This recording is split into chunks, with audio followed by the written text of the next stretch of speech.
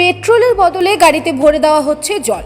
বুধবার এমনই অভিযোগে ফালাকাটা ব্লকের জটেশ্বরের পেট্রোল পাম্পে তুলকালাম পরিস্থিতি দেখা দেয়। অভিযোগ, ওই পাম্প থেকে তেল ভরানোর পর একাধিক মোটর বাইক মাঝপথেই বিকল হয়ে পড়ে। ফলে অনেক গ্রাহককে তাদের বাইক গ্যারেজে নিয়ে যেতে হয়। আবার কেউ কেউ বাইক ঠেলেই পাম্পে পৌঁছে ক্ষোভ উগরে দেন। ভুক্তভোগী গ্রাহকদের দাবি, পেট্রোলের সঙ্গে জল মিশে থাকায় তাদের গাড়িতে সমস্যা দেখা দিয়েছে। ঘটনার প্রতিবাদে বহু গ্রাহক পাম্পে জড়ো হয়ে বিক্ষোভ দেখান এবং ক্ষতিপূরণের দাবি তোলেন। পরিস্থিতি সামাল দিতে ঘটনাস্থলে পৌঁছায় জটেশ্বর ফাঁড়ির পুলিশ।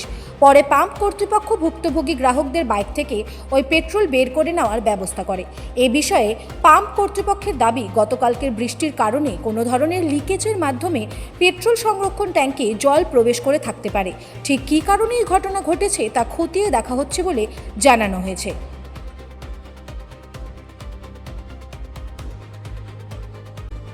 আজকে সকালবেলায় সকাল 7:40 মতো 7:40 সময় আমি 150 টাকা তেল ভরাইলাম। এখান থেকে 150 টাকা তেল ভরা এখান থেকে যাওয়ার সময় অটোমেটিক যে সামনে হেলা ব্রিজের সামনে গিয়ে আমার বাইকটা স্টার্ট বন্ধ হয়ে গেল। আগে থেকে তেল ছিল, আবার 150 টাকা তেল ভরাইলাম। চলন্ত গাড়ি স্টার্ট বন্ধ হওয়া তো খুব খারাপ, এটা তো খারাপ। আবার আমাকে দোকান যাইতে লাগবে, সামনে আমি ওইদিকে গেলাম, ওইভাবে গাড়িটা কষ্ট করে নিয়ে গেলাম মালসাগাঁও, যে ফিটার আছে ফিটারের কাছে। ফিটার দেখলো গাড়ি এমনি ঝোঁকায়, দেখলো ঠিক আছে তেল আছে। তারপরে বলতেছে যে তোমার ট্যাঙ্কি খুলে দেখলো, ও বোতলে ভরাইলো, বলতেছে এগুলো জল। বলতেছে এইখানে আমি যদি কিছু করে দেই ওরা ছাড় পাবে, হ্যাঁ, আর পেট্রোল পাম্প ওরা মানবে না এটা। তার জন্য বলতেছে তুই গাড়িটা কষ্ট করে তুই এখানে নিয়ে যা, নিয়ে গিয়ে ওদেরকে দেখাবি, ট্যাঙ্কি থেকে তেল বাইর করবি। আমি এইখানে আসলাম, এসে আগে ওদেরকে বোতল দিছি যে দাদা বোতলে আমাকে 50 টাকা তেল দেন। ওরা নিয়ম বলতেছে যে না, বোতলে তেল দেওয়া যাবে না। তারপরে আমি বললাম যে তাহলে আপনার তেলটা চেক করেন। ততক্ষণে আমি আমার গাড়ির ট্যাঙ্কিটা খুলে আমি তেলটা বোতলে ভরাইলাম। বোতলে ভরানোর পরে দেখতেছি যে এই যে এইরকম সবাই দেখতেছে যে এইরকম জল, এই যে জল মানে আধা লিটার বোতল, মনে করো 400 গ্রামে জল, 400 গ্রামে জল, এই যে সঙ্গে আছে প্রমাণ 400 গ্রামে জল। আবার আমার চোখের সামনে যেগুলো গাড়ি ভরাইলো, জাস্ট স্টার্ট দিল গাড়ি বন্ধ হয়ে গেছে। হ্যাঁ, ওরা স্বীকার করে নিচ্ছে, ওরা বলতেছে এটা একটা ঘটনা হইলো, এটা ঘটনা তো হইলো, কিন্তু ঘটনা তো আমাদেরকে হ্যারাসমেন্ট হতে হচ্ছে। হ্যাঁ, আপনার নাম দাদা? মোশাররফ হোসেন। কোথা থেকে কোথায়? আমি মালসাগাতে বাস করি।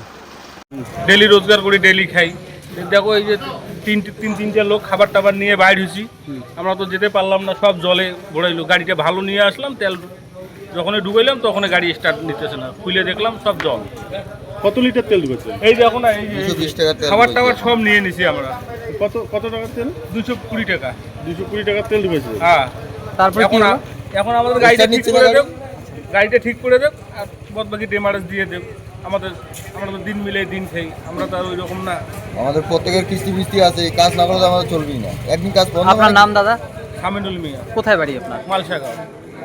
বাজারে আসছি, গেছি বাড়িতে যেয়ে বাচ্চাকে স্কুলে নিয়ে আসছি। আসার পরে দেখতেছি আবার তেল আপ ডাউন করতেছে, গাড়ি স্টার্ট হচ্ছে বন্ধ হচ্ছে। তারপর আসে এখানে দেখলাম কি একজন দাদা বলতেছে কি আপনার পেট্রোলে প্রবলেম আছে, জল আছে পেট্রোলে, এরকম করে তর্ক করতেছে। তা আমি এখানে অনেক ভিড় ছিল, তর্ক করতেছে। তারপর তর্ক করার পরে ভিড় ছিল, আমি তো বুঝতে পারিনি।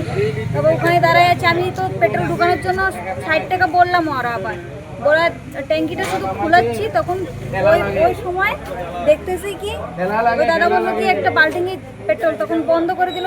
ও দাদাটা আসে এইদিকে এসে ফোন করতেছে ম্যানেজারকে মালিককে ডাকতেছে, টাকার জন্য ফোন করতেছে। ফোন করার পরে পেট্রোল দেওয়া বন্ধ করে দিল, বাল্টিংয়ে পেট্রোল বাইর করলো। দেখতেছে অর্ধেকের বেশি জল, এতটুকু শুধু পেট্রোল। আচ্ছা, তারপর আমি এখানে অনেকক্ষণ থেকে এখানে ছিলাম। তারপরে আমি গেলাম ওখানে একটা বাইকের ফিটারের দোকানে গেলাম, যে বললাম কি দাদা তাড়াতাড়ি বাড়িতে যেতে হবে, রান্না টান্না করতে হবে, আমি মোবাইলও নিয়ে আসিনি, পার্সও নিয়ে আসিনি, এরকম সমস্যা। শুধু টিকির মধ্যে পয়সা 100-150 টাকা রাখে আমি চলে আসি বাজারে মেয়েকে স্কুলে দেওয়ার জন্য। তারপরে এখন ফিটারের দোকানে যে টিকিটা খুলে ওরা তেল বাইর করার পরে এতটুকু জল বাইর হয়েছে। উপরে তেলগুলো ঢাললো গাড়িতে, ঢালার পরে এখন বলতেছে কি 150 টাকা লাগবে। আমি বললাম দেখেন দাদা একটু হেল্প করে, এখন 30-40-50 টাকা নেন বললাম, তবু ছাড়তেছে না। ওইখানে আসে আমি বললাম কি টাকাটা দেন, আমি গাড়িতে নিয়ে বাড়িতে। আচ্ছা, আজকে তেল ভরিয়েছিলেন? আজকে কোথা থেকে কোথায় বাড়ি আপনার? সে বাড়ি সরুগা। ওখান থেকে এখানে তেল ভরেছেন আজকে, তারপরে জানতে পারলেন? এখানে তো সব সময় তেল এখানে ভরাই।